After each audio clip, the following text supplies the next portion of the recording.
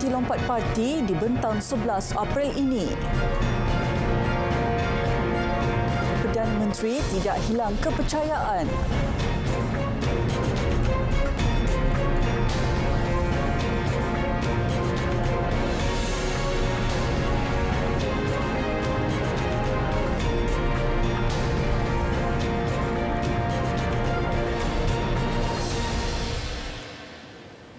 Salam keluarga Malaysia, berita Parlimen bersama saya Vimala Kasturi Virasami.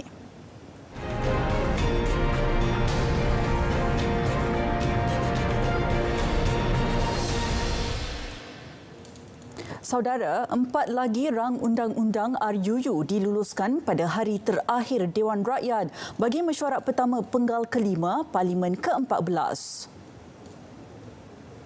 Ia melibatkan RUU Perlembagaan Pindaan 2022, RUU Syarikat Labuan Pindaan 2022, RUU Perkhidmatan Kewangan dan Sekuriti Labuan Pindaan 2022 dan RUU Perkhidmatan Kewangan dan Sekuriti Islam Labuan Pindaan 2022. Mesyuarat pertama Dewan Rakyat kali ini berlangsung selama 16 hari mulai 28 Februari lalu hingga hari ini.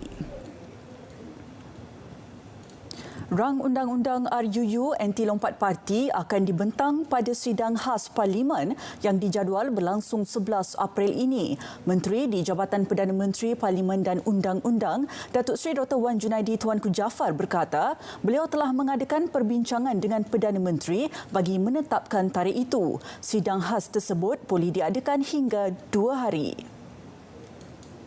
Saya tadi dah ada berkesempatan berbincang dengan Yang Amat Berhormat Perdana Menteri dan kita telah bersetuju bahawa persidangan pada 11 hari bulan April ini diadakan untuk kita membahaskan rang undang-undang lompat parti dan kuasa di bawah peraturan 11/3 ini memang kuasa hak Yang Amat Berhormat Perdana Menteri dan berbincang dengan Speaker, tapi tarikh itu tetap ditetapkan dalam masa 14 hari. Mengulas pertanyaan sama ada sidang khas Parlimen sesuai diadakan pada bulan Ramadan, Datuk Seri Dr. Wan Junaidi berkata tidak wujud masalah kerana sebelum ini Dewan Rakyat pernah bermesyuarat pada bulan puasa. Beliau menjawab pencelahan Wakil Bangan Lim Guan Eng ketika menggulung perbahasan rang undang-undang RUU Perlembagaan Pindaan 2022. Dan ini pula susulan usul melanjutkan penguatkuasaan subseksyen 4-5 Akta Kesalahan Keselamatan Langkah-Langkah Khas 2012 atau SOSMA yang gagal diluluskan di Dewan Rakyat semalam. Ahli Parlimen Seremban Anthony Loke menegaskan keputusan tersebut sama sekali tidak menggambarkan bahawa Perdana Menteri Datuk Seri Ismail Sabri Yaakob hilang kepercayaan. Perkara itu dimaklumkan Anthony ketika membahaskan RUU Perlembagaan Pindaan 2022. Usul SOSMA itu tidak dirunding bersama dengan kita. Kita tidak bersetuju dengan usul SOSMA. Tetapi adakah bermaksud usul SOSMA itu ditolak, maka Yang Amat Berhormat berhilang kepercayaan? Jawabnya tidak. Kerana obligasi kita ialah meluluskan belanjawan 2022. Yang kita telah tidak panggil belah bahagian sepanjang belanjawan. Pembahasan belanjawan pada tahun lepas.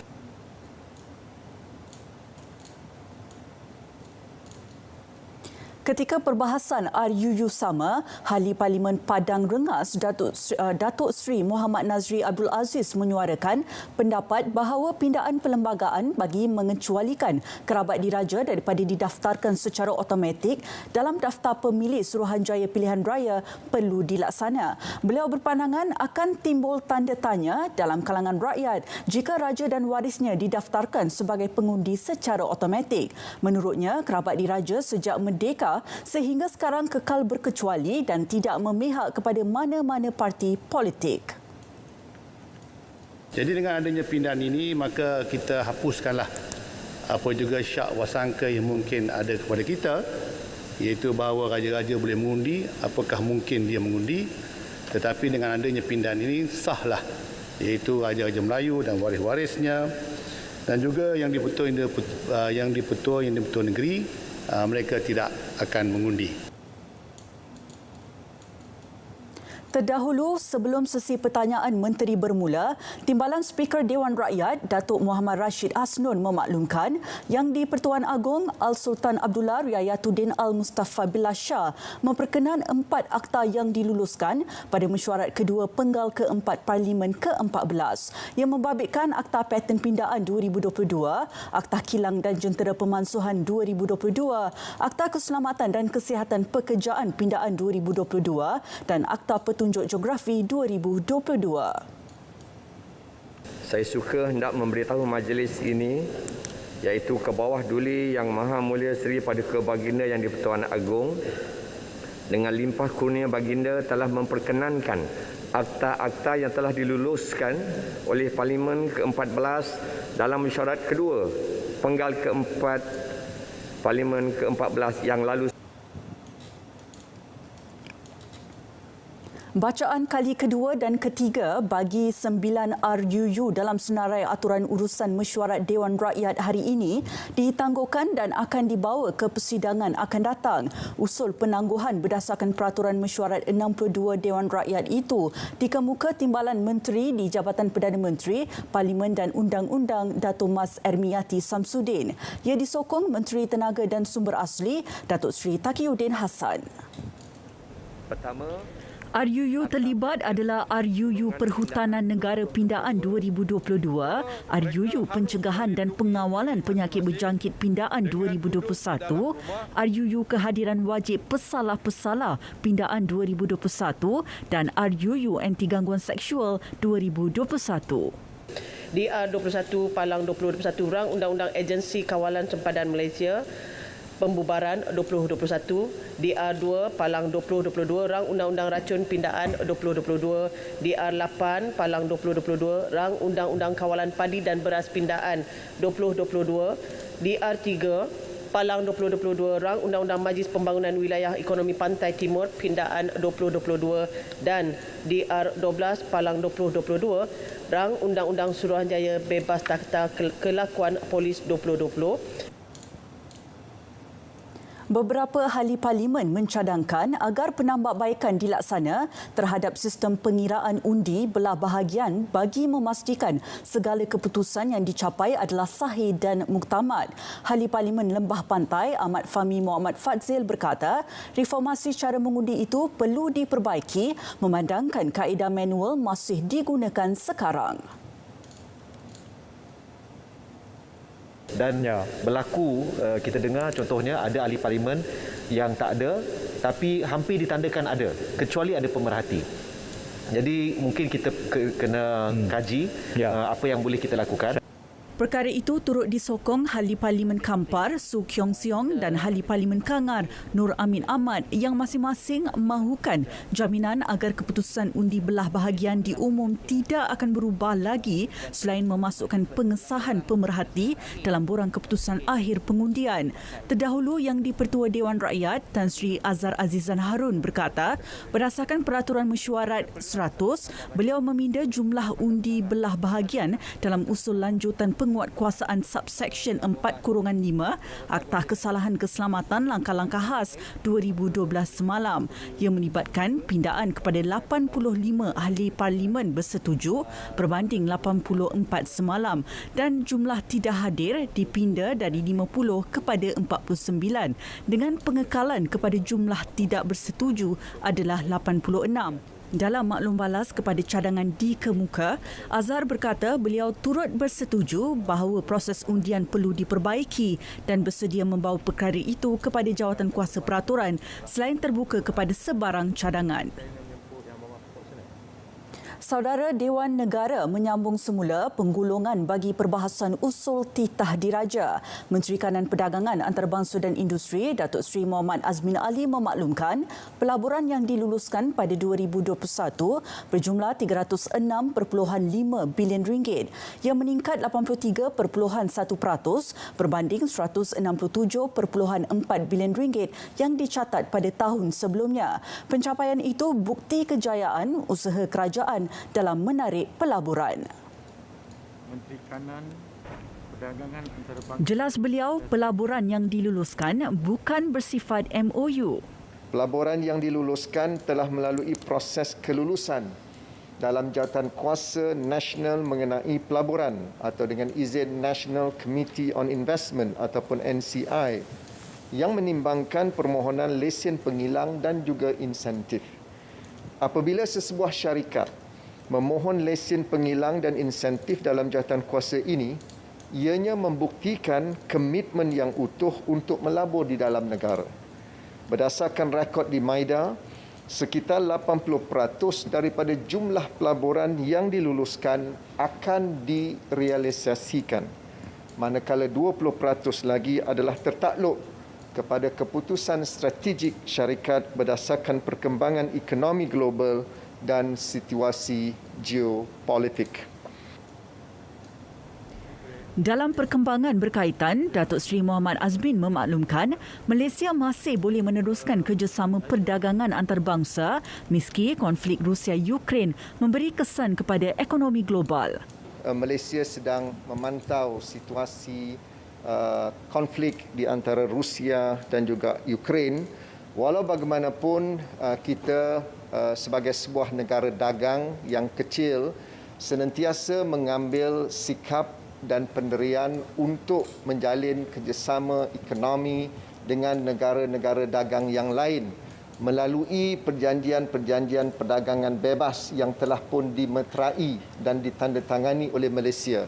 Yang terbaru, Malaysia adalah anggota RCEP, Regional Comprehensive Economic Partnership, yang memberikan akses pasaran yang terbesar di dunia, iaitu mewakili 2.2 bilion populasi di dunia ini, dan juga ia mewakili 1/3 daripada pasaran global.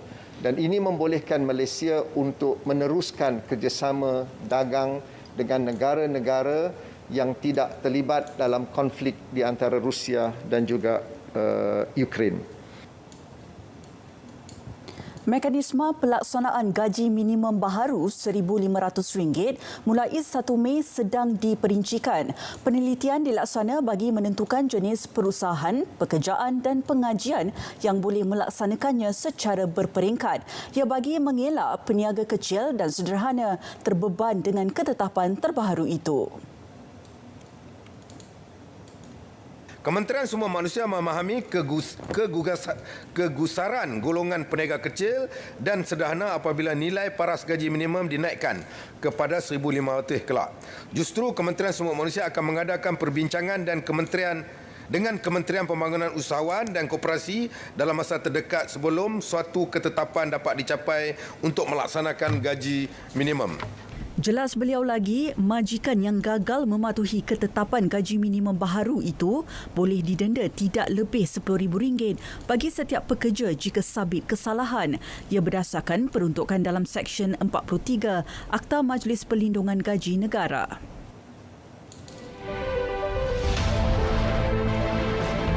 Himpunan peristiwa, kisah suka duka, konflik antarabangsa. Terkini kami rangkumkan secara komprehensif terus ke kaca TV anda. Saksikan berita dunia Isnin hingga Jumaat 11 malam di TV1 dan saluran berita RTM.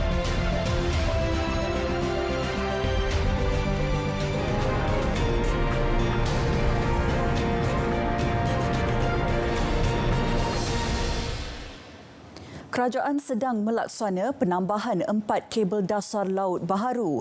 Langkah itu bagi menampung keperluan rangkaian hubungan dan komunikasi di Malaysia. Itu ada 4 kabel yang baru yang sedang dalam perancangan akan datang, sedang dilaksanakan. Yang pertama, sistem kabel Bay to Bay Express oleh Facebook dengan kerjasama Time.com selaku rakan sekutu yang akan melakukan pendaratannya di Cerating siap pada suku pertama 2023. Sistem kabel MIST oleh NTT dengan kerjasama Arus Restus yang Berhad yang akan membuat pendaratan di Morib pada suku tahun kedua 2023. Yang ketiga, sistem kabel IAX yang dijangka siap pada penghujung 2022 tahun ini, dan sistem kabel basic yang saya maklumkan tadi yang akan siap pada suku tahun kedua tahun 2022. Itu jaringan. Jelas beliau lagi, Malaysia sebenarnya dihubungkan dengan 17 perkhidmatan kabel dasar laut berbeza. 4 daripadanya terhubung ke Sarawak dan berada dalam kategori rangkaian teras yang menghubungkan Sabah dan Sarawak kepada dunia luar.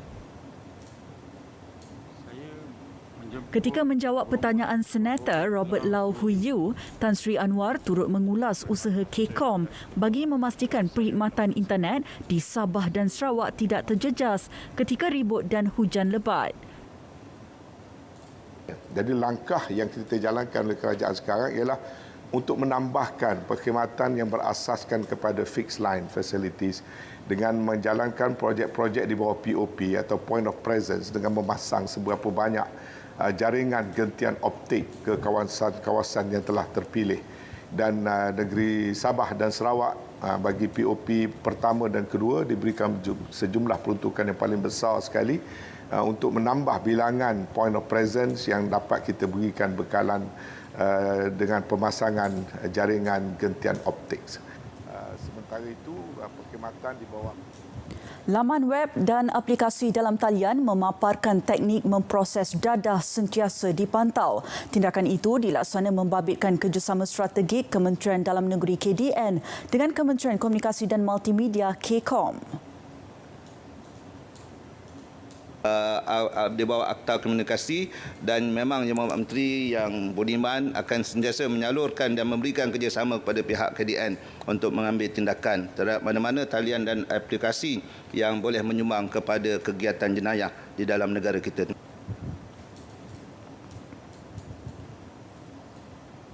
Saudara, skim harga maksimum keluarga Malaysia SHMKM akan tamat 5 Jun ini.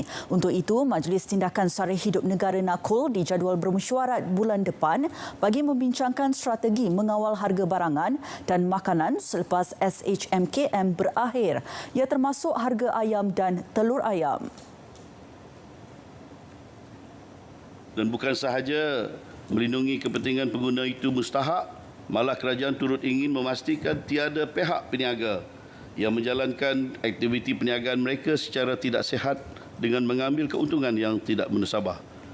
Dan saya juga menyeru kepada semua pengguna di luar sana, sekiranya berhadapan dengan situasi amalan perniagaan yang tidak berintegriti, sila laporkan kepada KPDNHP mengikut saluran yang telah disediakan. Sekian, terima kasih. Mesyuarat NAKUL bulan depan merupakan yang ketiga dilaksana dan dipengerusikan Perdana Menteri Datuk Seri Ismail Sabri Yaakob. Dan ini pula susulan kenaikan harga makanan ternakan ayam. Dewan Rakyat dimaklumkan Jabatan Perkhidmatan Veterinar DVS sentiasa berusaha mengurangkan kebergantungan import dengan mewujudkan lebih ramai usahawan dalam industri komponen makanan ternakan.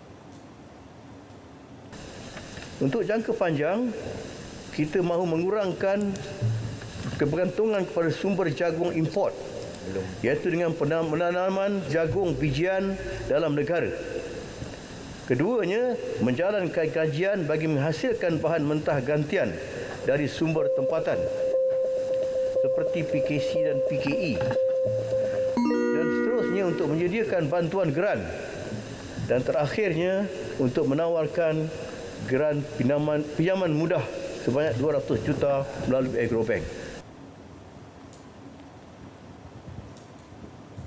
Di Dewan Rakyat pula, Timbalan Menteri Kewangan 1, Dato' Muhammad Shahar Abdullah memaklumkan kerajaan dijangka menanggung subsidi petroleum sehingga 28 bilion ringgit tahun ini sekiranya harga minyak mentah dunia kekal melebihi $100 setong. Perbelanjaan subsidi tambahan itu bagi mengekalkan harga siling jualan petrol dan diesel di pasaran.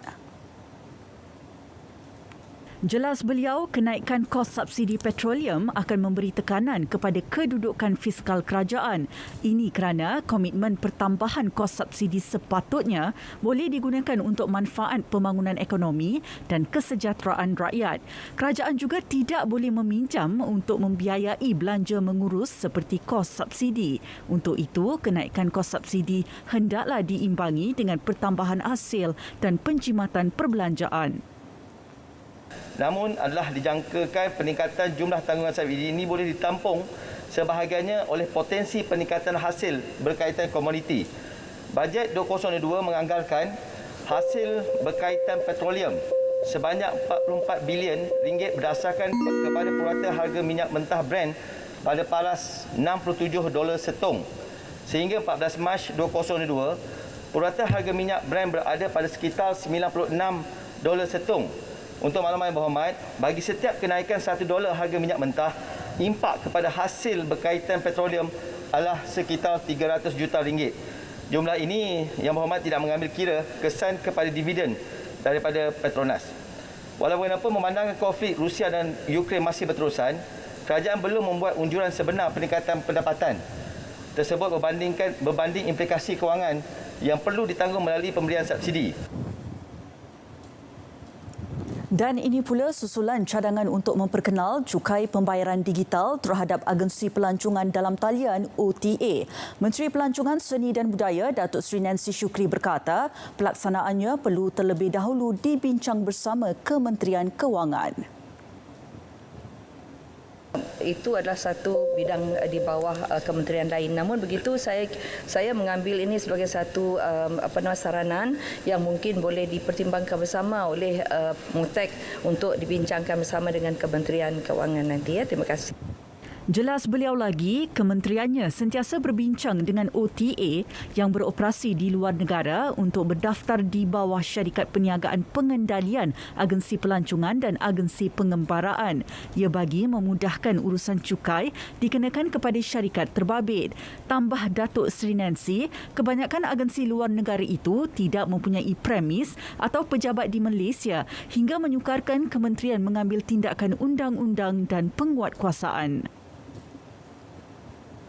Jumlah anak Sabah dan Sarawak yang mengisi perjawatan dalam perkhidmatan awam akan ditingkatkan. Itu jaminan Menteri di Jabatan Perdana Menteri Hal Ehwal Sabah dan Sarawak, Datuk Seri Dr. Maximus Ongkili. Perkara mengenainya antara yang dibincangkan dalam jawatan kuasa kerja sosioekonomi di bawah Majlis Khas MA 63. Jelas beliau lagi, pelaksanaan dasar berhubung pengisian Ketua Jabatan Persekutuan di Sabah dan Sarawak diberikan keutamaan dalam pelaksanaan Borneoisasi. Ia bagi memastikan perjawatan tersebut diisi anak Sabah dan Sarawak. Sehingga kini kesemua 109 perjawatan ketua jabatan di Jabatan Persekutuan Sabah diisi sepenuhnya. Daripada jumlah itu, 54 orang atau 49.5% terdiri daripada anak Sabah. Bagi negeri Sarawak pula, 109 daripada 117 perjawatan ketua jabatan di Jabatan Persekutuan di negeri itu telah diisi. 68 individu atau 64% daripadanya terdiri daripada anak Sarawak. Di bawah jawatan kuasa sosioekonomi, perkarbonasasi pertama kali disentuh sebagai asas untuk dibincang. Okey, dari segi jumlah pegawai dalam berbagai kategori dan juga soal-soal allowance yang berbeza dan seterusnya. So apa yang kita berserang adalah di bawah jawatan kuasa ekonomi, sosioekonomi itu kita akan deal dengan perkara borneoisasi. Sebab biasanya perkara borneoisasi ini adalah di bawah kawal tanggungjawab perbincangan JPA. Saudara, Kementerian Pendidikan Malaysia sentiasa meneliti keperluan pembinaan sekolah dari semasa ke semasa yang mengambil kira enrolmen murid serta pertumbuhan penduduk setempat. Timbalan Menteri Pendidikan 2, Datuk Muhammad Alamin berkata, dalam konteks pembinaan sekolah baharu, kementerian sentiasa mendapat input dan cadangan daripada Jabatan Pendidikan Negeri. Seterusnya menganalisa secara terperinci keperluan tersebut. Antara perkara yang diambil kira adalah bilangan dan kapasiti sekolah sedia ada, kepadatan penduduk di kawasan sekitar, liputan kawasan tadahan penduduk ataupun catchment area serta perancangan pembangunan kawasan tersebut berdasarkan perbincangan bersama-sama pihak berkuasa tempatan PBT. Tambahnya, permohonan itu tertakluk kepada pertimbangan serta kelulusan agensi pusat mengambil kira keutamaan dan kedudukan kewangan semasa kerajaan. Meningkatkan jumlah perangkap kamera itu antara tindakan Jabatan Perlindungan Hidupan Liar dan Taman Negara Perhilitan bagi memantau kehadiran harimau di lokasi kediaman penduduk selain kawasan ternakan dan pertanian. Memasang sebanyak 2 unit perangkap kamera di sekitar kawasan Bukit Bauk dan juga merupakan salah satu kawasan tumpuan rekreasi orang awam bagi memantau kehadiran harimau Melaya di kawasan konflik serta menambah sebanyak 20 unit lagi perangkap kamera di kawasan sekitar sebagai langkah pemantauan jangka panjang. Dan yang ketiga, Perhilitan juga telah memasang 2 unit perangkap harimau di dalam kawasan ladang Lembaga Minyak Sawit Malaysia MPOB di Hulu Paka, Terengganu. Dewan Rakyat telah menerima cadangan Menteri Kesihatan Khairi Jamaluddin untuk mewajibkan semua ahli parlimen menjalani pemeriksaan kesihatan sekurang-kurang sekali setahun. Perkara itu disahkan Timbalan Speaker Dewan Rakyat, Datuk Muhammad Rashid Hasnun. Bagaimanapun, mekanisme pelaksanaan pemeriksaan kesihatan tersebut akan dibincangkan terlebih dahulu sebelum dimuktamadkan dan dimaklumkan kepada ahli Dewan Rakyat. Dalam memastikan kesejahteraan kesihatan kita semua, Yang di-Pertua Dewan Rakyat dan Yang di-Pertua Dewan Negara menyokong akan inisiatif ini.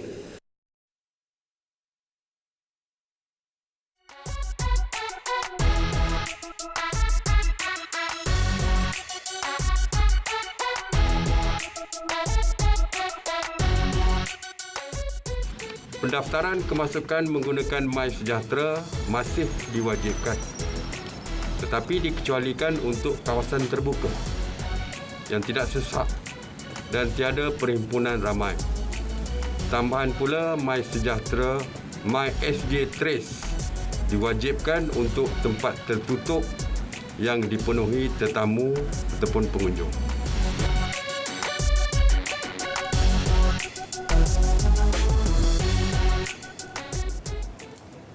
Berita Parlimen 24 Mac 2022 berakhir di sini. Layari portal berita RTM di berita.rtm.gov.my untuk perkembangan sahih sepanjang masa. Saya Vimalah Kasturi Wiraswamy, salam keluarga Malaysia dan jumpa lagi.